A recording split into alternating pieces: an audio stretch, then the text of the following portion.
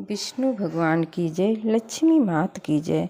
आज हम लोग सुनेंगे चैत्र मास शुक्ल पक्ष की कामदा एकादशी व्रत कथा। युधिष्ठिर ने पूछा, वासुदेव आपको नमस्कार है। अब मेरे सामने यह बताइए कि चैत्र शुक्ल पक्ष में किस नाम की एकादशी होती है। भगवान श्री कृष्ण बोले, राजन एकाग्रचित होकर यह पुरातन कथा सुनो, जिसे वशिष्ठ जी ने दिलीप के पूछने पर कहा था। दिलीप ने पूछा, भगवान मैं एक बात सुनना चाहता हूँ।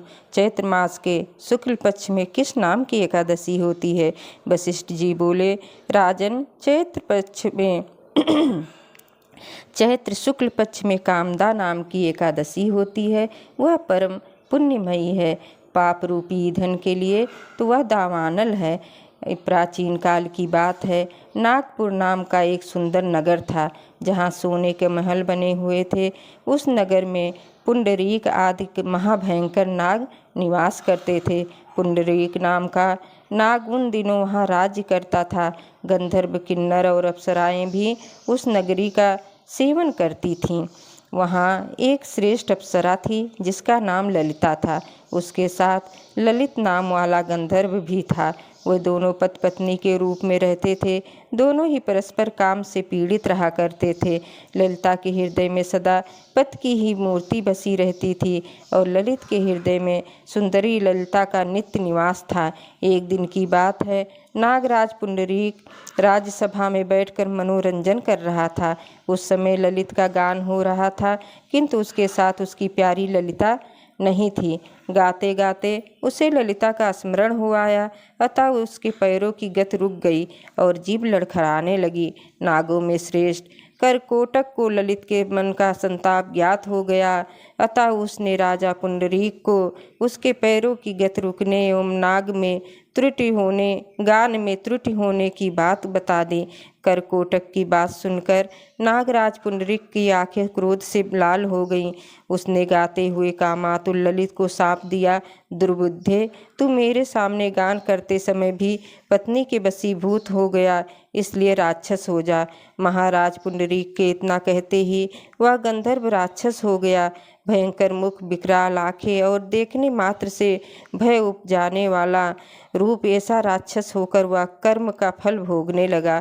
ललिता अपने पति की विकराल आकृति देख मन ही मन बहुत चिंतित हुई। भारी दुख से कष्ट पाने लगी। सोचने लगी, क्या करूं, कहाँ जाऊं, मेरे पति पाप से कष्ट पा रहे हैं। वह रोती हुई घने जंगलों में पति के पीछे पीछे घूमने लगी। वन में उसे एक सुंदर आश्रम दिखाई दिया, जहाँ एक शांत मुनि बैठे हुए थे।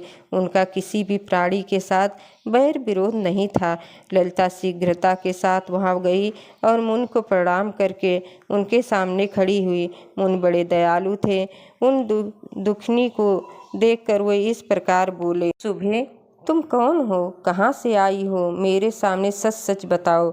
ललिता ने कहा, महामुने, वीर धनवा नाम वाले एक गंधर्व हैं।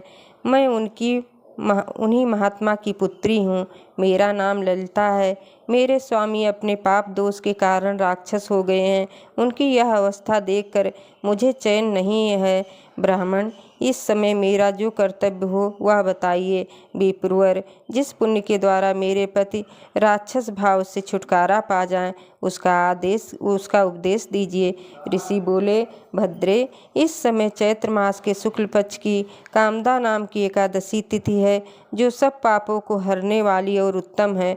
तुम उसी का विधि पूर्वक व्रत करो और इस व्रत का जो पुण्य हो उसे अपने स्वामी को दे डालो। पुण्य देने पर क्षण भर में भी उसके शाप दोष दूर हो जाएगा। राजा मुनि का यह वचन सुनकर ललिता को बड़ा हर्ष हुआ।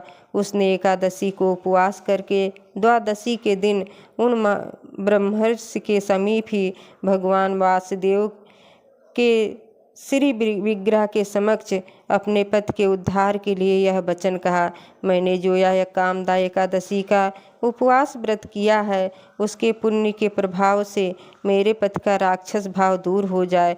वशिष्ठ जी कहते हैं, ललिता के इतना कहते ही उसी क्षण ललित का पाप दूर हो गया। उसने दिव्य देह धारण कर लिया, राक्षस भाव चला गया और पुनः गंधर्व की प्राप्ति हुई। नृपश्रेष्ठ, वह दोनों पति पत्नी कामदा के प्रभाव से पहले की अपेक्षा भी अधिक सुंदर रूप धारण करके विमान पर आरूढ़ हो अत्यंत शोभा पाने लगे। यह जानकर इस एकादशी के व्रत का यत्न पूर्वक पालन करना चाहिए। मैंने लोगों के हित के लिए तुम्हारे सामने इस व्रत का वर्णन किया है। कामदा एकादशी ब्रह्म हत्या आदि पापों तथा पिशाचत्व आदि दोषों का भी नाश करने वाली है। राजन, इसके पढ़ने और सुनने से वाजपेय यज्ञ का फल मिलता है। एक बार फिर से बोलिए विष्णु भगवान की जय, लक्ष्मी मात की जय।